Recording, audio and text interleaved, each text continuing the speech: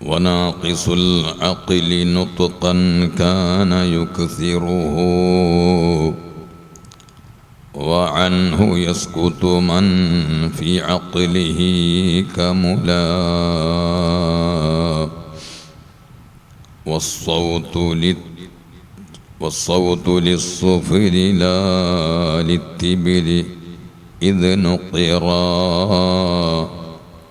فالصفر بالصوت لا يعلوه إذ خملا يا رب صل على من حل بالحرم طه الرسول الذي قد خص بالكرم.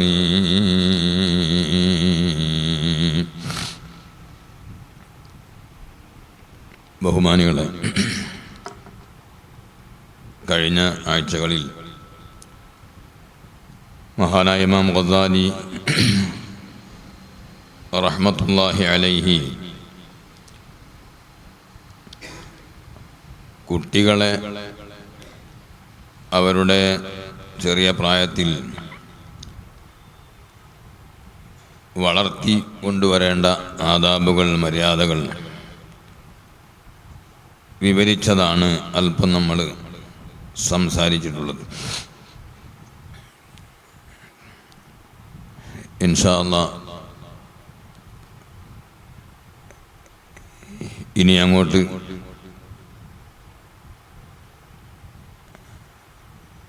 ആഫാത്തുൽ ലിസാൻ,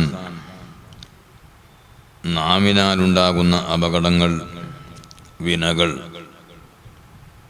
അതിനെ ഇമാം ഗസാലി റളിയല്ലാഹു അൻഹു ധാരാളം വിശദീകരിച്ചിട്ടുണ്ട്. അതിൻ്റെ ചില ഭാഗങ്ങളിലൂടെ കടന്നു പോകണമെന്നാണ് ആഗ്രഹിക്കുന്നത്. മനുഷ്യ ശരീരത്തിൽ ഒരുപാട് അവയവങ്ങൾ ഉണ്ട്. അതിൽ വളരെ അപകടകാരിയാണ് നാവ്.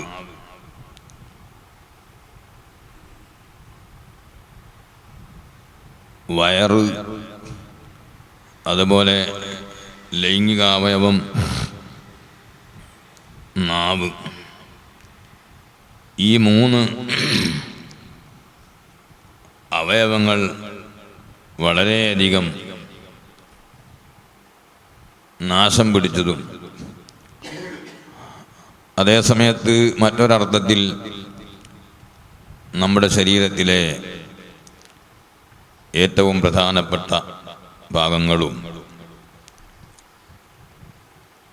വിജയ പരാജയത്തിന് കാരണമായി തീരുന്ന ഒന്നാണ് പ്രധാനമായി നമ്മുടെ നാവ്. ഏത് നന്മയും കൊയ്തെടുക്കാൻ അതുകൊണ്ട് സാധിക്കും. അതേസമയത്ത് എല്ലാ നാശങ്ങളും അത് വലിച്ചിടും. നിങ്ങൾ നോക്കൂ, ഏത് പ്രശ്നത്തിലും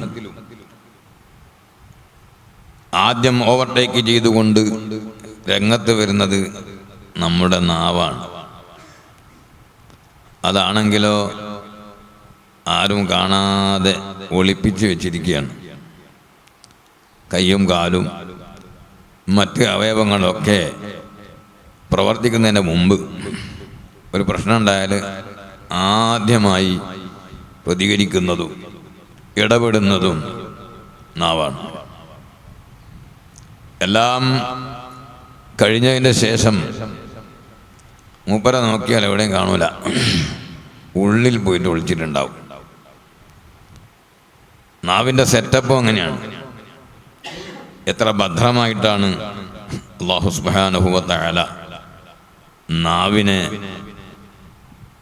സൃഷ്ടിച്ചു വെച്ചിട്ടുള്ളത്. അലം നജ്അൽ ലഹു ഐനൈനി വലിസാനം വശഫതൈൻ. വലിയ അനുഗ്രഹമായി അല്ലാഹു ജല്ല ജലാലുഹു എടുത്തു പറയുകയാണ്, അവന് നാവിനെ ഞാൻ സൃഷ്ടിച്ചു കൊടുത്തില്ലയോ എന്ന്. വളരെ പ്രധാനപ്പെട്ട അവയവമായതുകൊണ്ടാണ് അല്ലാഹു സുബ്ഹാനഹു വ തആല ആ നിഅമത്ത് എടുത്തു പറഞ്ഞിട്ടുള്ളത്. ആ നാവ് കൊണ്ട് ആ നാവിനെ സൃഷ്ടിച്ച അല്ലാഹുവിൻ്റെ പൊരുത്തം സമ്പാദിക്കാൻ നമുക്ക് സാധിക്കണം. ഒന്നും പറയാതിരുന്നാൽ രക്ഷയാണ്. പറഞ്ഞാൽ ആ പറയുന്നതിൽ വേണ്ടുന്നതും വേണ്ടാത്തതുമുണ്ട്, ആവശ്യമുള്ളതും അനാവശ്യമായതുമുണ്ട്. ആവശ്യമുള്ളത് മാത്രം പറയുക എന്നത് വലിയൊരു സൗഭാഗ്യമാണ്. മഹാനായ സയ്യിദുന അബൂബക്കർ സിദ്ദീഖ് റളിയല്ലാഹു അൻഹു വായയിൽ ചെറിയ തടസ്സം വെക്കാറുണ്ട് എന്ന് ഇമാം ഗസാലി തങ്ങൾ പറയാണ്. കാന അബൂബക്കർ സിദ്ദീഖ് റളിയല്ലാഹു അൻഹു യളവു ഹസാതൻ ഫീ ഫമിഹി ഫീഹി യംനഉ ബിഹാ നഫ്സഹു അനിൽ കലാമി. പെട്ടെന്ന് എടുത്തു ചാടി സംസാരിക്കാതിരിക്കാൻ വേണ്ടി, ഞാൻ സംസാരിക്കാൻ പോകുന്ന കാര്യം അത് അനുകൂലമാണോ പ്രതികൂലമാണോ, ലാഭമാണോ നഷ്ടമാണോ, അതിൻ്റെ വരും വരായികകളെ ആലോചിച്ചതിൻ്റെ ശേഷം മാത്രം സംസാരിച്ചാൽ മതി എന്ന് കരുതി സിദ്ദീഖുൽ അക്ബർ റളിയല്ലാഹു അൻഹു ചെറിയ തടസ്സം വെക്കാറുണ്ടായിരുന്നു എന്ന് ഇമാം ഗസാലി റളിയല്ലാഹു അൻഹു രേഖപ്പെടുത്തുകയാണ്.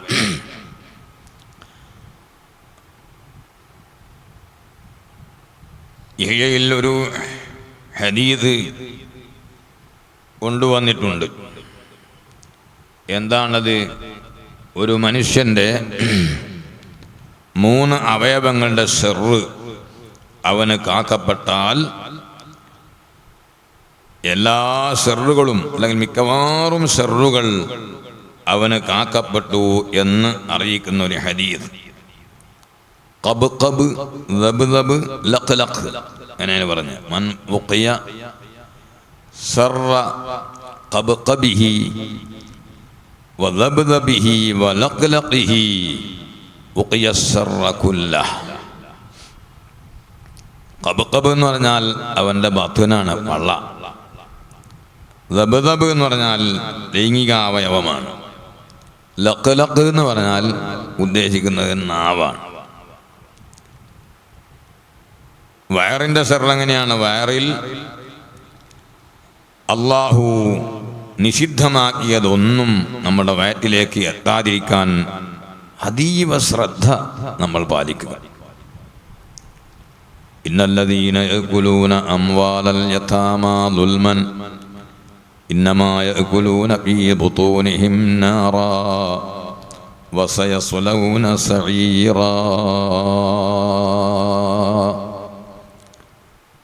സൂറത്തുൻ നിസാഇൽ അല്ലാഹു പറഞ്ഞു, ഇന്നല്ലദീന യഅകുലൂന അംവാലൽ യതാമാ ദുൽമൻ, അനാഥകളുടെ പാപ്പ മരിച്ചുപോയ ചെറിയ മക്കൾ അവരുടെ സ്വത്ത് തിന്നുന്ന മനുഷ്യന്മാർ, അക്രമപരമായി തിന്നുന്ന മനുഷ്യന്മാർ, ഇന്നമാ യഅകുലൂന ഫീ ബുതൂനിഹിം നാറൻ, അവരുടെ ഉദരങ്ങളിലേക്ക് അവർ തള്ളിവിടുന്നത് തീക്കഷ്ണമാണ്. വസയസ്ലൗന സഈറാ, ആളിക്കത്തുന്ന നരകത്തിൽ തീർച്ചയായും അവർ പിന്നീട് പ്രവേശിക്കുകയും ചെയ്യും എന്ന് ഖുർആൻ താക്കീത് ചെയ്തു. അപ്പം വളരെ ശ്രദ്ധിക്കേണ്ടതാണ് സ്വത്തിൻ്റെ കാര്യത്തിൽ. ഒരു പക്ഷേ രേഖകൾ നമുക്ക് അനുകൂലമാക്കി എടുക്കാൻ കഴിഞ്ഞേക്കും, അല്ലെങ്കിൽ എന്തോ കാരണവശാൽ യഥാർത്ഥത്തിൽ മരണപ്പെട്ടു പോയ വ്യക്തിയുടെ ചെറിയ മക്കൾക്ക് ഉള്ളതാണ് ആ സ്വത്ത് എങ്കിലും അതിൻ്റെ രേഖ നമ്മുടെ ഭൗതിക കോടതിയിൽ പോയി വാദിച്ചാൽ നമുക്ക് അനുകൂലമായി വിധി ലഭിക്കാൻ പറ്റുന്ന വിധത്തിലായിരിക്കാം. ചിലർക്കൊരു ധാരണയുണ്ട്, കേസ് നടത്തിയിട്ട് തനിക്ക് അനുകൂലമായി ദുനിയാ കോടതി വിധിച്ചു കഴിഞ്ഞാൽ അതെനിക്ക് ഹലാലാണ് എന്ന് ചിന്തിക്കുന്ന പലരും ഉണ്ട്. അത് ഈ ഭൗതിക കോടതി എന്ന് മാത്രമല്ല, അഷ്റഫുൽ ഖൽഖ് സല്ലല്ലാഹു അലൈഹി വസല്ലമ തങ്ങളുടെ കോടതിയും ആ കോടതിയിൽ നിന്ന് യഥാർത്ഥത്തിൽ ഒരാളുടേതല്ലാത്ത അവകാശം, മറ്റൊരുത്തൻ്റെ അപരൻ്റെ അവകാശം ഒരു വ്യക്തിക്ക് പതിച്ചു കൊടുക്കപ്പെട്ടാൽ അള്ളാഹുവിൻ്റെ ഹബീബ് സല്ലല്ലാഹു അലൈഹി വസല്ലം പറഞ്ഞു, നിങ്ങൾ ലഅല്ല ബഅദകും അൽഹന ബിഹുജ്ജതിഹി, നിങ്ങളിൽ പലരും എൻ്റെ അടുക്കൽ കേസുമായി തർക്കം കൂടിയിട്ട് വരും. ഒരുപക്ഷെ ഒരു സ്ഥലത്തിൻ്റെ അല്ല ഒരു സമ്പത്തിൻ്റെ വിഷയത്തിൽ തർക്കവുമായിട്ട് വന്നു. ആ തർക്കം വന്ന ആളുടെ കൂട്ടത്തിൽ മുഹിത്ത് ആരാണ്, മുഹ്തിൽ ആരാണ്, അള്ളാഹുവിന് നല്ലപോലെ അറിയാം. ആ കേസുമായി വരുന്ന ആളുകൾക്കും അറിയാം ഞാൻ ഈ വാദിക്കുന്നത് ശരിയല്ല, ഇത് എൻ്റേതല്ല എന്ന്. പക്ഷേ അങ്ങനെ ബാത്തിൽ വാദിക്കുന്ന ആള് ഒരുപക്ഷെ നന്നായി സംസാരിക്കാനും തൻ്റെ വിഷയം സമർത്ഥിക്കാനും പ്രാപ്തിയുള്ള ആളേക്കാം, അവന് വാക്സാമർത്ഥ്യമുണ്ടാകാം.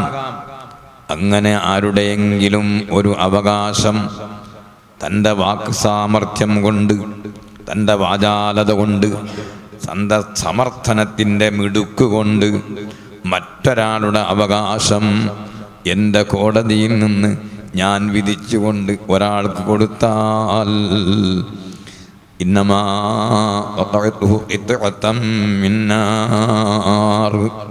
അവൻ മനസ്സിലാക്കിക്കൊള്ളണം, നരകത്തിൻ്റെ ഒരു കഷ്ണം, തീയിൻ്റെ ഒരു കഷ്ണമാണ് ഞാൻ അവനക്ക് കൊടുത്തത് എന്ന് അവൻ മനസ്സിലാക്കണം.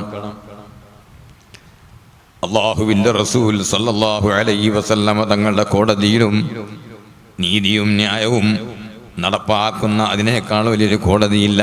പക്ഷേ അവിടെയും ഏതാണ് ഹഖ് ഏതാണ് ബാത്തുല് എന്നത് വഹ്യ് മുഖേന അറിഞ്ഞുകൊണ്ടല്ല നബി സല്ലല്ലാഹു അലൈഹി വസല്ലമ തങ്ങൾ തീരുമാനം പറഞ്ഞത്. കാരണം ഖിയാമത്ത് നാൾ വരെ ഇവിടെ കോടതിയും വ്യവഹാരങ്ങളും കേസുകളും വിധികളും ന്യായാധിപന്മാരുമൊക്കെ നിലനിൽക്കണമല്ലോ. റസൂലുള്ളാഹി സ്വല്ലല്ലാഹു അലൈഹി വസല്ലമ തങ്ങളുടെ കാലശേഷം പിന്നെ വഹയില്ലല്ലോ. അതുകൊണ്ട് ആത്മീയമായ അഭൗതികമായ വഴിയിലുള്ള അറിവിലൂടെ വിഷയം മനസ്സിലാക്കി വിധിക്കുക എന്നത് കോടതിയുടെ ഒരു നടപടിയല്ല, അതിൻ്റെ രീതിയല്ല. അത് നബി സല്ലല്ലാഹു അലൈഹി വസല്ലമ തങ്ങളുടെ കാലഘട്ടത്തിൽ തങ്ങൾക്ക് കഴിഞ്ഞേക്കാം. പക്ഷേ പിൽക്കാലത്ത് ഖിയാമത്ത് നാൾ വരെ ഇവിടെ കോടതിയും വാഗ്വാദങ്ങളും തർക്കങ്ങളും അതിൻ്റെ വിധികളുമൊക്കെ ഉണ്ടാകുമല്ലോ. അതുകൊണ്ട് നബി സല്ലല്ലാഹു അലൈഹി വസല്ലം പറഞ്ഞു, അൽ ബയ്യിനതു ഇൽമുദ്ദഈ വൽ യമീനു അലാ മൻ അൻകറ.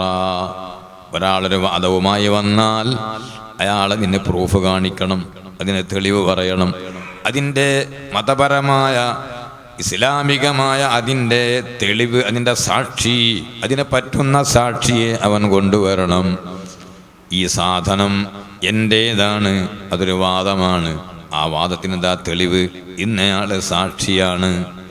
അങ്ങനെ സാക്ഷി വേണം. അങ്ങനെ സാക്ഷിയില്ലെങ്കിലോ ഇയാളൊരു പക്ഷേ പറയുന്നത് നേരെ തന്നെയായിരിക്കും, യഥാർത്ഥത്തിൽ നേരായിരിക്കും, പക്ഷേ അയാൾക്ക് തെളിയിക്കാനുള്ള യാതൊരു പ്രൂഫും ഇല്ല.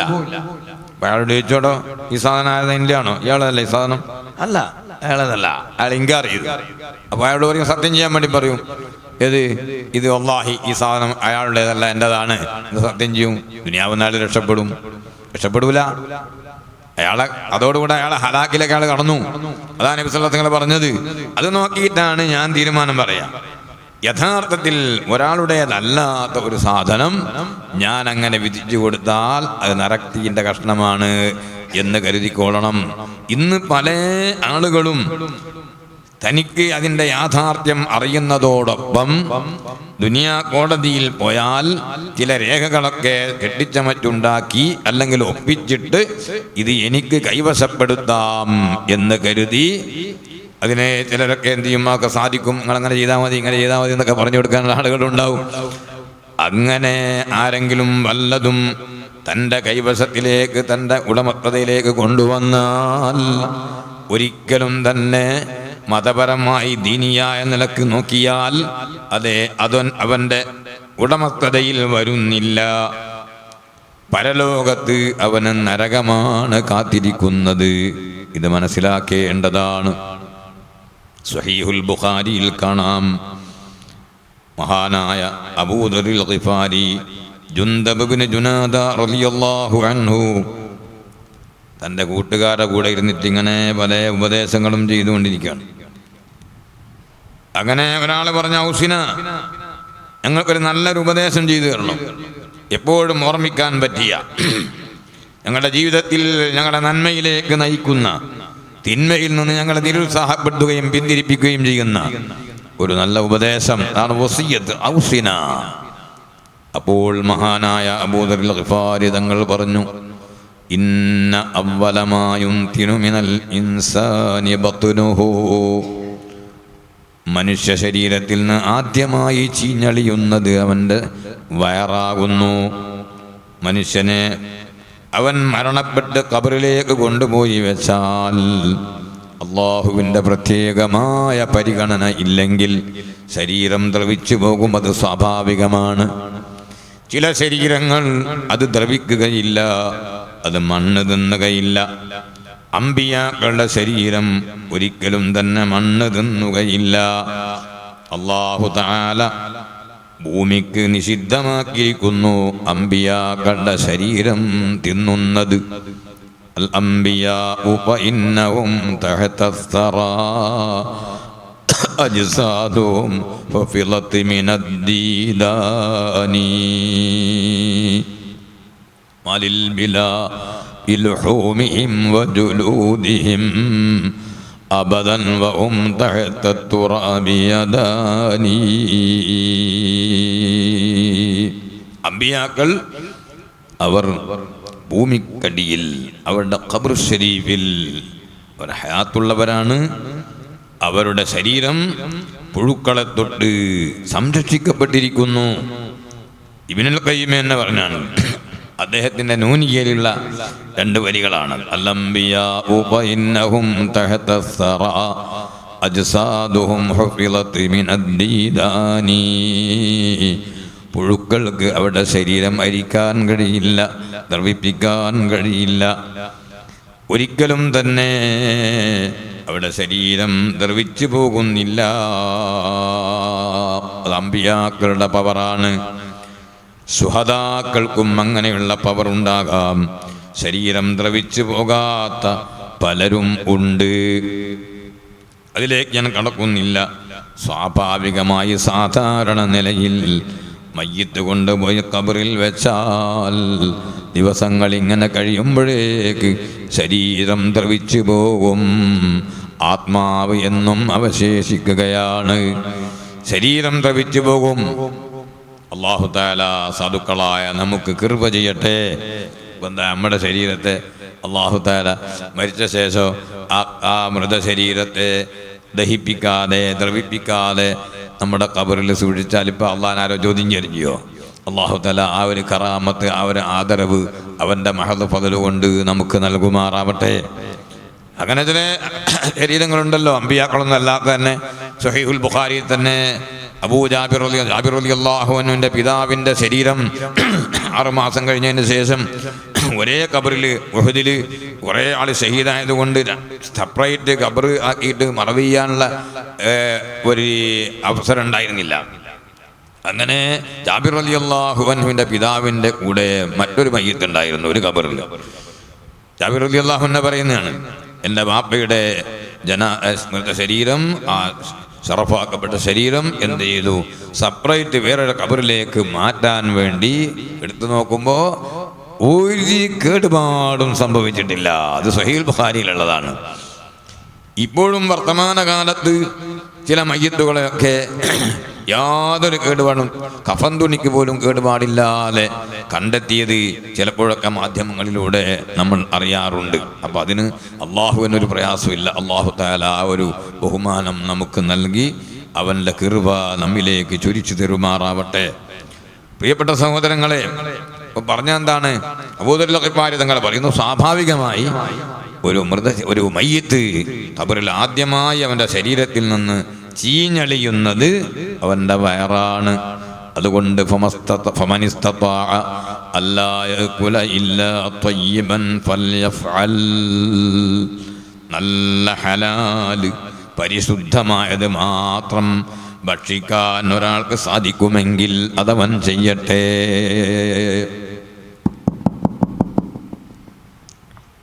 ഞാൻ പരസ്യമൊന്നും തിന്നുന്നില്ല. ഞാൻ ഒരാളുടെയും അപഹരിച്ച് എടുത്തിട്ടില്ല എന്നൊക്കെ ഇപ്പോൾ പലരും പറയും. പക്ഷേ നൂറ്റാണ്ടുകളായി നടന്നു വരുന്ന തർക്കം, സ്വത്ത്, ആ സ്വത്ത് കൈവശപ്പെടുത്തിക്കൊണ്ടാണ് അവൻ ജീവിക്കുന്നത്. അതിൽ നിന്ന് വരായികൾ എടുത്തുകൊണ്ട്, അതിൻ്റെ വരുമാനങ്ങൾ എടുത്തുകൊണ്ടാണ് അവൻ ഭക്ഷണം കഴിക്കുന്നത്. അവൻ്റെ ഭാര്യക്കും കുട്ടികൾക്കും അതിൽ നിന്നാണ് അവൻ ചെലവ് കൊടുക്കുന്നത്.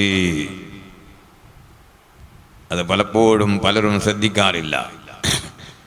വളരെ ക്ലിയറായ ത്വയ്യിബ്, ഫമൻ ഇസ്തതാഅ അല്ലാ യഅകുല ഇല്ലാ ത്വയ്യിബൻ, പരിശുദ്ധമായതും ഹലാലായതും പ്യൂർ ഹലാലായതും മാത്രം ഭക്ഷിക്കാൻ ഒരാൾക്ക് സാധിക്കുമെങ്കിൽ അവനത് ചെയ്യട്ടെ. ഈ കാലം വല്ലാത്തൊരു കാലത്താണ് നമ്മൾ ജീവിക്കുന്നത്. ശുബ്ഹത്ത്, ഹറാമും ഹലാലും, ഹലാലിൻ്റെ കൂടെ ഹറാമ് കലരാത്തത് വളരെ വളരെ കുറവാണ്. അതുകൊണ്ട് നമ്മൾ പരമാവധി ശ്രദ്ധിക്കാം. അല്ലാഹു തആല നമുക്കൊക്കെ പുറത്തു തരട്ടെ. അല്ലാഹു നമുക്ക് കൃപ ചെയ്തു തരട്ടെ. അപ്പോൾ മഹാനവറുകൾ പറയാണ്, അപ്പം മനുഷ്യൻ്റെ വയറ്, ആ വയറ് ഷെറാകുക എന്ന് പറഞ്ഞാൽ ആ വയറ്റിലേക്ക് ഹറാമ് കടത്തിവിടുക എന്നതാണ്. നല്ല ഭക്ഷണം മാത്രം നമ്മൾ കഴിക്കണം, നമ്മുടെ കുടുംബത്തിനും തീറ്റിക്കണം. ഇരിക്കട്ടെ ബത്വന്, മറ്റൊന്ന് ലൈംഗികാവയവമാണ്. അതുപോലെ മനുഷ്യന്മാരെ നരകത്തിലേക്ക് കൂടുതൽ പ്രവേശിപ്പിക്കുന്നതും എന്താണ്? അത് രണ്ട് അവയവങ്ങളാണ്. ഒന്ന് നാവാണ്, മറ്റൊന്ന് ഫർജാണ്. മയ്യദ്മൻലി,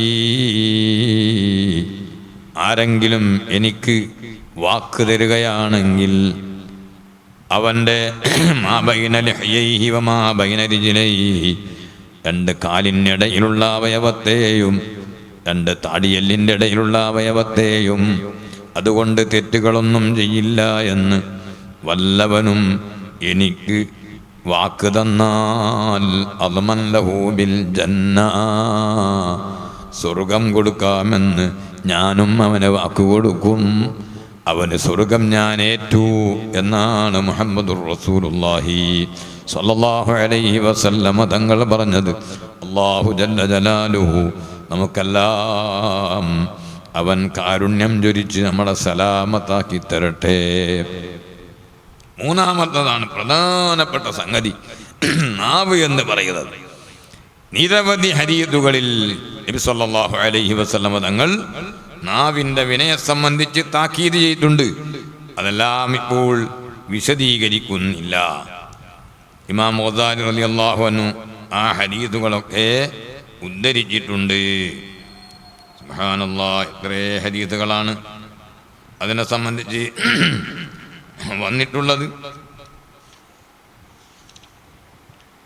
യഅലം അന്ന ഖതറൽ ലിസാനി അലീമുൻ വലാ നജാത മിൻ ഖതരിഹി ഇല്ലാ ബിസ്സംതി. നാവിൻ്റെ അപകടം വളരെ വലുതാണ്. അതിന് രക്ഷപ്പെടുക എന്നത് മൗനം കൊണ്ടേ കഴിയൂ. ഫലിദാലിക മദഹ ശറഉ അസ്സുംത, അതുകൊണ്ടാണ് മിണ്ടാതിരിക്കുന്നതിനെ ശറഅ് പ്രശംസിച്ചത്. വഹസ്സ അലൈഹി ഫഖാല സ്വല്ലല്ലാഹു അലൈഹി വസല്ലം, അല്ലാഹുവിൻ്റെ റസൂൽ പറഞ്ഞു സ്വല്ലല്ലാഹു അലൈഹി വസല്ലം, മൻ സമത നജാ, മിണ്ടാണെന്നാ രക്ഷപ്പെട്ടു. എന്നാൽ പിന്നെ നിക്കച്ചൂത്തിൻ്റെ തസ്ബീഹും ഇതൊക്കെ ചെല്ലുമ്പോൾ മിണ്ടാണ്ട് ഇങ്ങനെ ഒത്തിരിക്കുക എന്നാ പറഞ്ഞതിൻ്റെ അർത്ഥം അതല്ല. ഇവിടെ ഞാൻ സംസാരിച്ചാൽ കാട് കയറിപ്പോവും. ഞാനങ്ങ് സംസാരിക്കാൻ ഇറങ്ങിയാൽ പിന്നെ എനിക്ക് നിയന്ത്രിക്കാൻ കഴിയില്ല. ഞാൻ അനാവശ്യം പറഞ്ഞു പോകും, അസഭ്യം പറഞ്ഞു പോകും. അതുകൊണ്ട് ഞാനങ്ങില്ല. അതാണ് പറഞ്ഞത്. അംസമത്തനജ എന്ന് പറഞ്ഞാൽ ദിക്റ് ചെല്ലണ്ട, അതല്ല. ദിക്റ് ചെല്ലണ്ട, ഖുർആൻ പാരായണം ചെയ്യണ്ട, മഹ്ദ് ഖൈറാണെന്ന് തോന്നുന്ന കാര്യത്തെ തൊട്ട് മിണ്ടാണ്ടിക്കണമെന്നല്ല പറഞ്ഞതിൻ്റെ അർത്ഥം. അപകടം സംഭവിക്കുമെന്ന് തോന്നുന്ന സ്ഥലത്ത് ഞാനൊന്നും പറയുന്നില്ല. മിണ്ടാതിരുന്നാൽ നജാ, അവൻ രക്ഷപ്പെട്ടു എന്ന് ഹബീബായ റസൂലുള്ളാഹി സ്വല്ലല്ലാഹു അലൈഹി വസല്ലം തങ്ങൾ പറയുന്നു.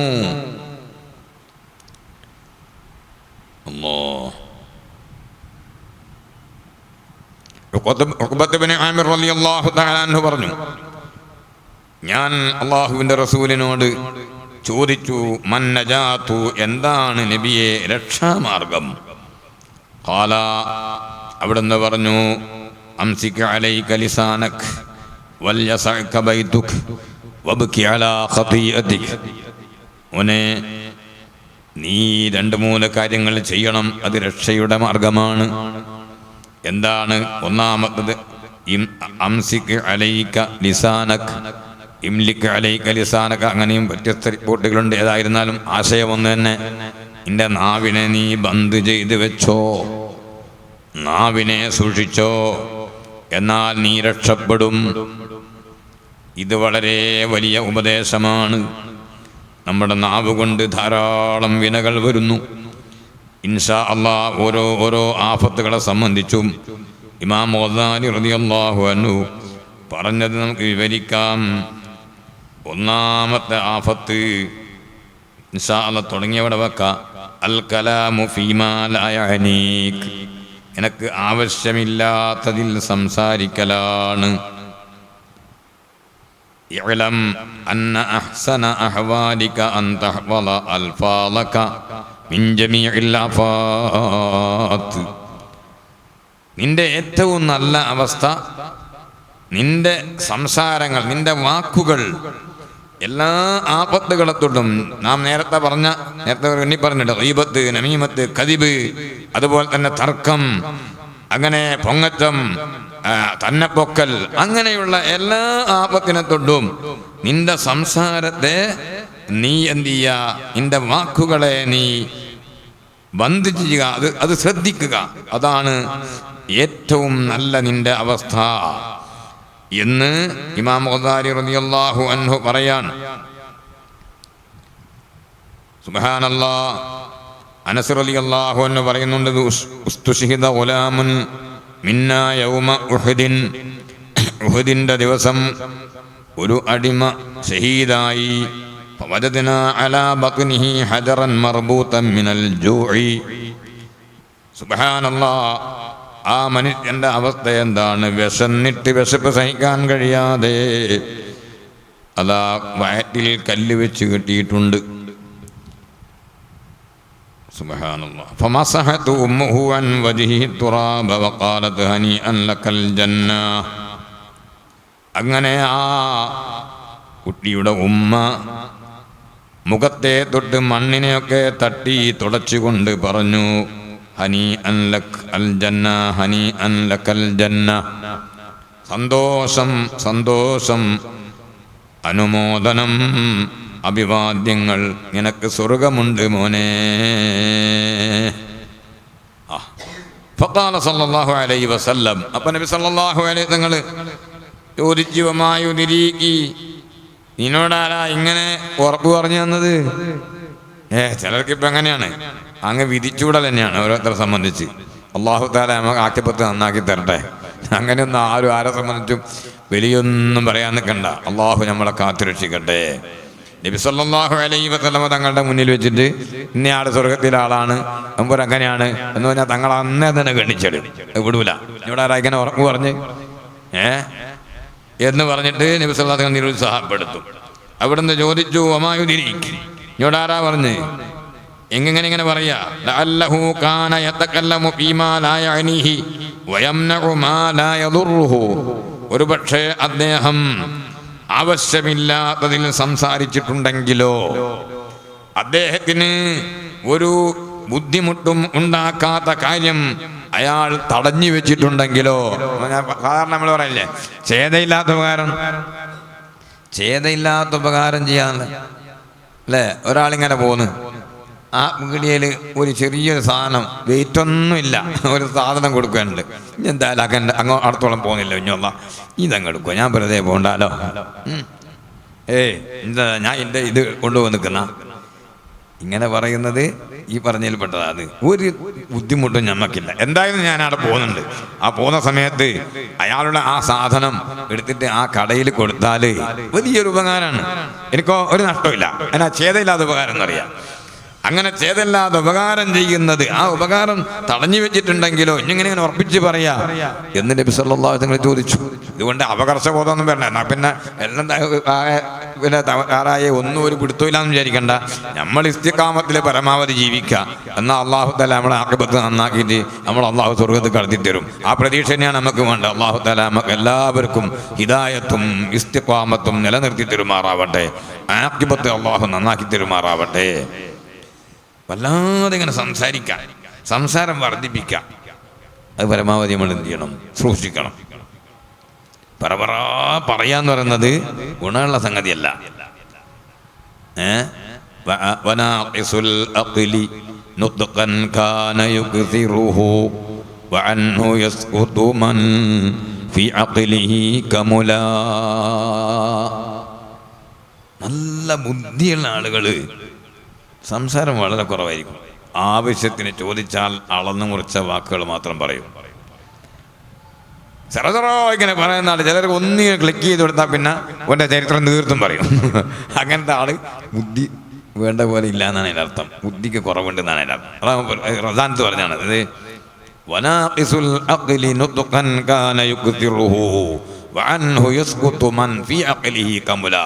നല്ല പൂർണ്ണ ബുദ്ധിയുള്ള ആള് അങ്ങനെ കൂടുതൽ സംസാരിക്കില്ല. എന്നിട്ട് നല്ലൊരു ഉദാഹരണം പറയാണ്.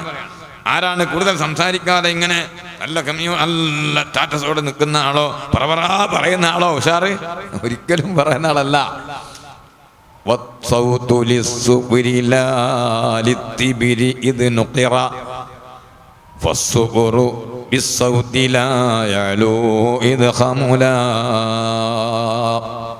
ഒരു നല്ല സ്വർണ്ണക്കട്ടി അതുകൊണ്ട് നോക്കുക.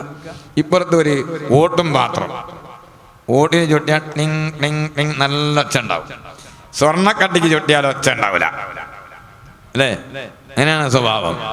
ഈ ഒറ്റപ്പാട് കൊണ്ട് ഒരിക്കലും ഈ ഓട് എന്ന് പറയുന്ന ആ പിന്നെ ഓഹം ഈ സ്വർണ്ണക്കട്ടിയേക്കാൾ മികക്കുന്നുണ്ടോ? ഇല്ലല്ലോ. അതുപോലെ പറവറ സറസറ പറയുന്നതല്ല, ഇങ്ങനെ വേണ്ടാതെ സംസാരിക്കുക. അത് നമ്മൾ എന്ത് ചെയ്യണം? ഒഴിവാക്കണം. സംസാരം വളരെ ചുരുക്കുക, ആവശ്യത്തിന് മാത്രം സംസാരിക്കുക. ആ സംസാരം നല്ല വൃത്തിയുള്ളതും അതുപോലെ മാന്യമായതും സഭ്യവും ആയിരിക്കുക, ശ്ലീലരും ആയിരിക്കുക. അസഭ്യമോ മാന്യതയില്ലാത്തതോ അശ്ലീലമോ അരോചകമായതോ ആകാതിരിക്കുക. വഖൂലൂ ലിന്നാസി ഹുസ്നാ. നിങ്ങൾ ജനങ്ങളോട്, മനുഷ്യന്മാരോട് നല്ലത് പറയണം, ഹുസ്ന് പറയണം. ആരോട് സംസാരിക്കുമ്പോഴും മാന്യമായ സംസാരമായിരിക്കണം. അല്ലാഹു തആല നമുക്ക് തൗഫീഖ് നൽകട്ടെ. ഇൻഷാ അല്ലാഹ് ബാക്കി കാര്യങ്ങൾ ഇൻഷാ അല്ലാഹ് അടുത്ത ആഴ്ചയിൽ പറയാം.